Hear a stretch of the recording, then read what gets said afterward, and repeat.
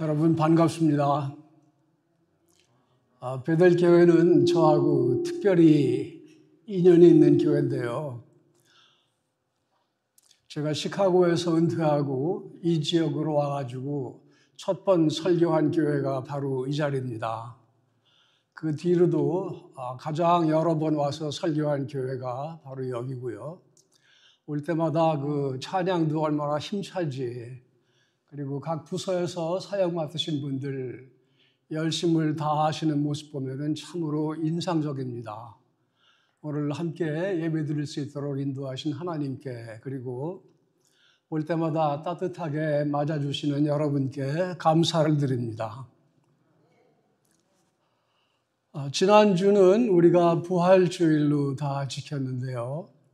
부활하신 주님께서 가장 먼저 하신 것 중에 한 가지가 제자들을 찾아보신 것입니다. 예수님께서 십자가에서 죽으신 것을 본 제자들은 두려움에 숨죽이고 다들 모여있지요. 그런데 거기에 예수님께서 찾아가셔서 손과 발을 보여주시면서 내가 정말 살아났다 이렇게 그 사람들에게 보여주십니다. 그런데 하필이면 그날 그 자리에 도마는 없었지요. 그래서 도마는 나중에 다른 제자들에게서 우리가 살아나신 예수님을 보았다 이렇게 말을 듣고는 그 말을 믿지를 못합니다. 그리고 하는 말이 내 눈으로 보고 내 손으로 만져보고 창자국에 내 손을 넣어보기 전까지는 믿지 아니하겠노라 이렇게 아주 단호하게 말을 합니다. 이것 때문에 도마를 우리가 Doubting Thomas라고도 말하고요, 의심 많은 도마, 또 믿음이 없는 도마라고 이렇게 말을 하는데요. 그런데 이 말씀을 좀 더 깊이 묵상을 하려면은 먼저 그 믿음이 뭔가를 우리가 생각을 해봐야 돼요.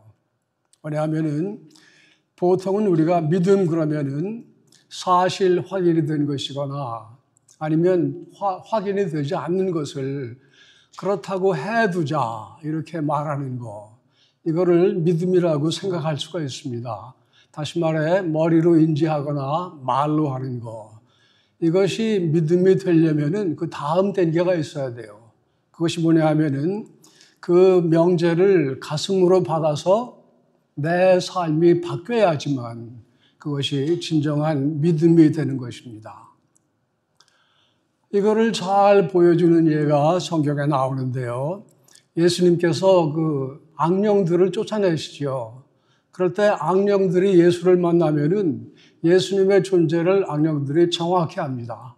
그래서 이렇게 말하죠. 나는 당신이 누구인지도 압니다. 당신은 거룩하신 하나님의 아들입니다. 참 멋진 신앙 고백 같지요. 그러나 그것을 우리가 믿음이라고 부르지 않는 것은 그 악령들은 그렇게 고백을 하고 두려움에 떨어요. 왜냐하면 그것이 자기들의 삶을 바꾼 것이 아니기 때문에 이렇게 고백은 해놓고도 믿음으로 가지 않는 이런 예가 바로 성경에서 우리가 찾아볼 수가 있습니다.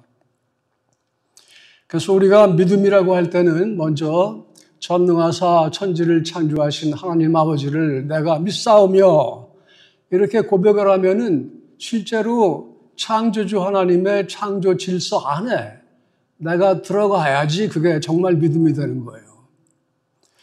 거룩하신 하나님이다 이렇게 고백하는 것은 참 좋은 일이지만 그러려면은 나도 나의 거룩함을 이루도록 애를 쓰는 것이 이것이 믿음이고요. 하나님을 우리가 사랑의 하나님이다 이렇게 부르는 거 참 좋은 고백입니다. 그러나 그 고백이 믿음이 되려면은 하나님과 나와 사랑의 관계 속에 들어가고 그 다음에 그 하나님의 사랑을 이루기 위해서 우리가 서로 사랑하는 삶을 살아야지만 그 고백이 믿음으로 이렇게 바뀐다는 얘기입니다. 우리의 그 바른 믿음은 그렇기 때문에 바로 축복의 통로가 되지요.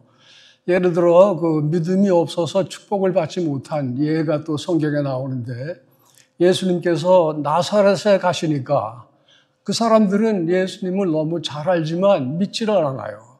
그래가지고 성경에 보면은 예수님께서 거기에서는 능력을 펴지 못하시고 그 사람들의 믿음 없는 것을 기이히 여기셨다. 이렇게 말이 나옵니다. 다시 말해 믿음이 없어서 하나님의 그 축복을 받지 못한 예가 나사렛의 예고요. 여기에 이제 반에서 내 믿음이 너를 구원하였다. 이런 말은 수도 없이 나오죠.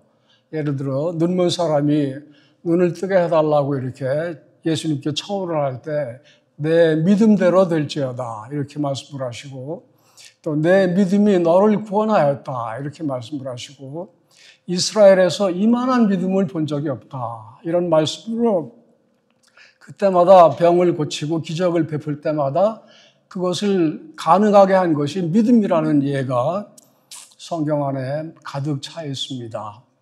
그래서 우리 다 믿는 사람들도 이 믿음 때문에 하늘의 축복을 누리고 은혜를 누리고 사랑을 누리는 것입니다. 어머니날 되면은 그 어머니날 노래 중에 사람들의 마음 속에는 온 가지 소원, 그러나 어머니의 마음 속에는 오직 한 가지라고 나오는데요. 하나님 아버지의 소원도 딱 한 가지 이렇게 말할 수가 있습니다. 하나님 아버지의 소원은 세상 사람들이 다 천국에 와서 하나님과 더불어 사는 거예요. 그렇기 때문에 처음에 천지를 만드실 때 하나님께서는 에덴 동산을 만드시지요. 거기에다가 사람들을 두시고 그 안에서 모든 것이 부족함이 없이 하나님과 살 수 있도록 이렇게 천지를 창조하셨는데 그러나 사람들의 불순종으로 거기서 살지를 못하고 쫓겨나가서 이제 어려운 상황에 들어가게 됩니다. 그럴 때 하나님께서는 또 이 사람들을 어떻게든지 구원하시려고 주신 것이 율법이에요.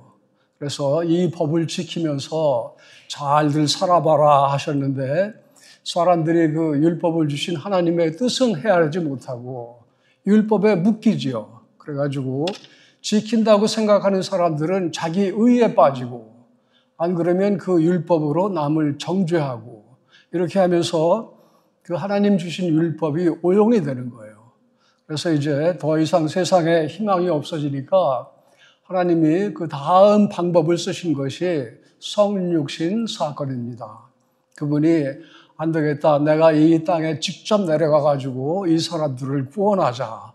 이래서 오신 분이 바로 예수 그리스도신 것입니다. 그런데 사람들이 예수님을 어떻게 했나요? 기득권자들, 자기들 그냥 옛날 방식으로 살고 싶어하는 사람들이 결국은 십자가에 못 박아 죽였지요. 그래서 이것으로 하나님의 그러면 구원의 그 뜻이 무산이 됐느냐 하면은 그것이 아닙니다. 우리 하나님께서는 그 예수님을 다시 살리셔서 결국은 하나님의 구원의 완성 단계로 들어가신 거예요. 그렇기 때문에 이 부활 신앙이라는 것이 우리 신앙에서 얼마나 중요한 위치를 차지하는지 이렇게 다시 한번 우리가 생각해 볼 수가 있습니다. 고린도전서 15장 보면은 사망아 너의 승리가 어디 있느냐? 사망아 내가 쏘는 것이 어디 있느냐? 우리 주 예수 그리스도로 말미암아 우리에게 승리를 주시는 하나님께 감사한다. 이런 말씀 우리가 알고 있죠. 로마서에 우리가 좋아하는 말씀이 내가 확신하노니 사망이나 생명이나 천사들이나 권세자들이나 현재일이나 장래일이나 능력이나 높음이나 깊음이나 다른 어떤 피조물이라도 우리를 우리 주 그리스도 예수 안에 있는 하나님의 사랑에서 끊을 수 없으리라. 이 말씀이 성립되는 이유는 사람들이 죽인 예수 그리스도를 하나님께서 다시 살려내셨기 때문에 하나님의 구원의 섭리가 완성되는 단계가 있기 때문에 우리가 자신 있게 이런 말씀을 선포할 수가 있는 겁니다. 오늘 본문에 나온 그 도마를 다시 한번 생각해 보면요. 도마가 내 손으로 내 눈으로 보고 만져보기 전까지는 내가 믿지 아니하겠노라. 그러면은 도마는 원하는 게 뭘까요? 도마가 여러분 사실 확인, 요즘 많이 하는 그 팩트 체크, 그거 하려고 그랬을까요?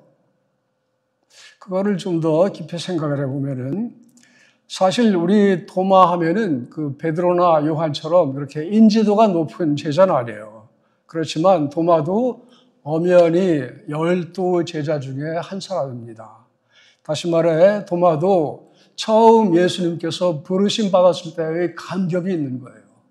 그 사람도 알려지기는 그 어부 출신이라고 알려져 있는데 그때 그 예수님께서 나를 따르라 해서 제자 삼았을 때 그때의 감격이 있고요.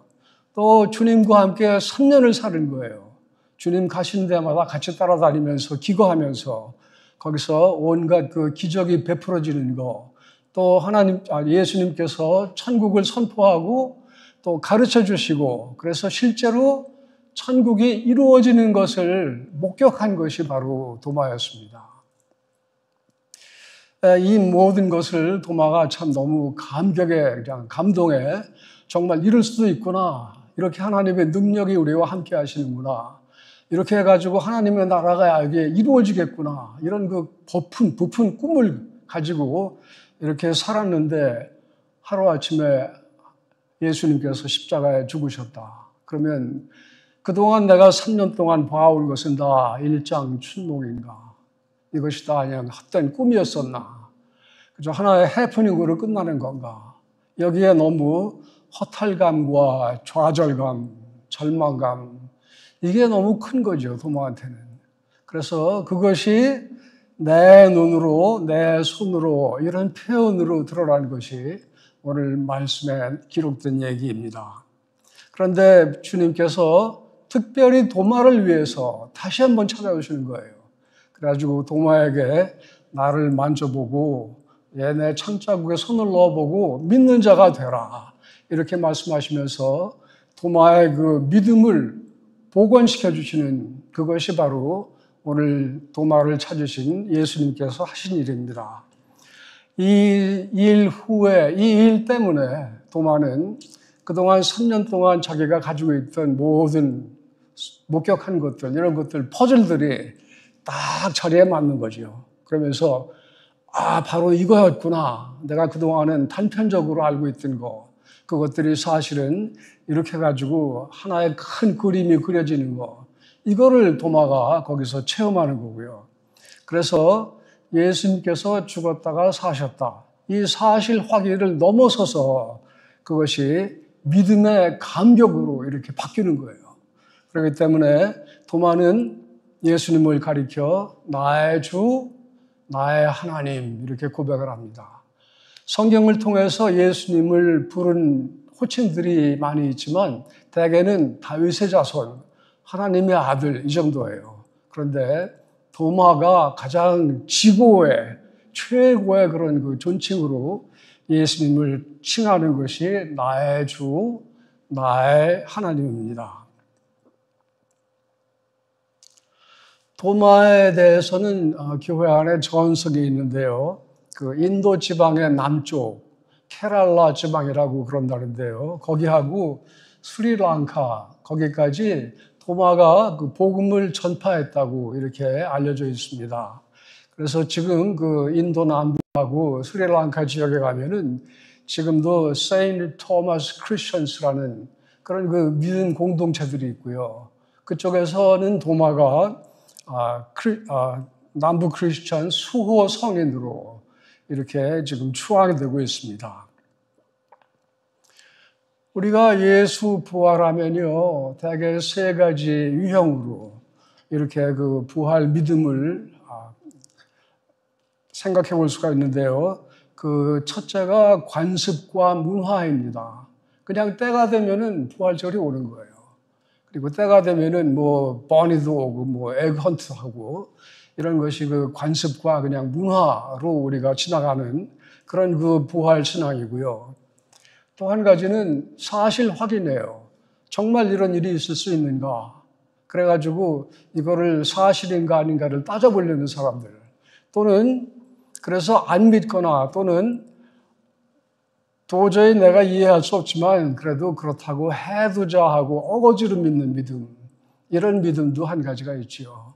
그러나 우리가 우리 믿음 안에서의 부활 신앙이라는 것은 이 예수님을 나의 주, 나의 하나님으로 고백하는 이 단계가 우리 믿음의 가장 확실한 최고의 그런 단계가 되는 것입니다. 다시 말해 부활 신앙이라는 것은 주님께서 다시 사셨다 이렇게 선포하는 것을 넘어서서 그 예수님을 살리신 하나님의 능력이 내 삶을 채우고 그래서 그 하나님의 생명의 능력에 힘입어서 사는 그것이 바로 우리의 부활 신앙인 것입니다. 우리가 잘 아는 그런 복음성가 중에 때로는 넘어져도 최후 승리를 믿노라 이렇게 우리가 찬양하기 좋아하지요. 산다는 게 어렵죠. 살면서는 당연히 여러 가지 어려움, 좌절, 고통 겪지요.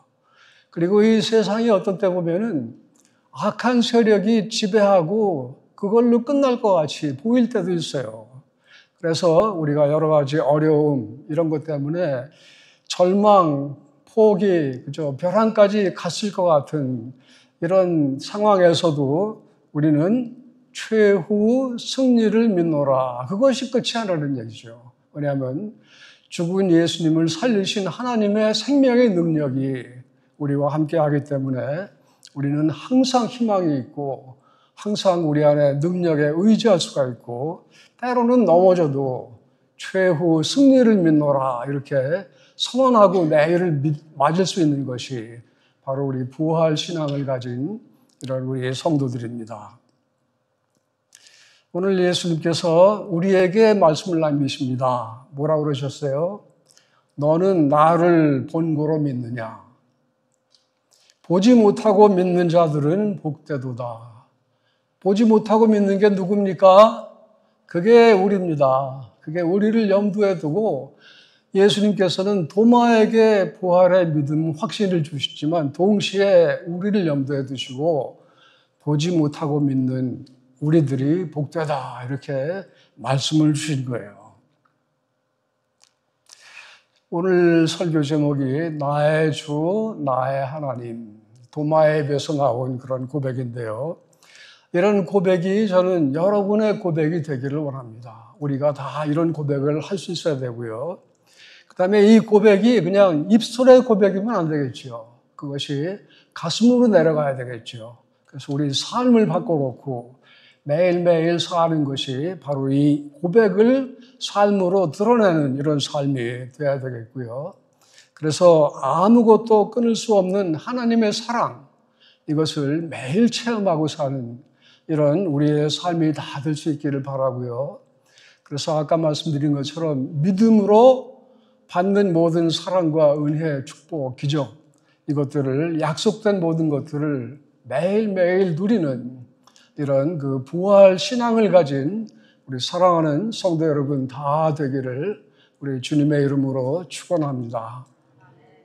같이 기도하십시다.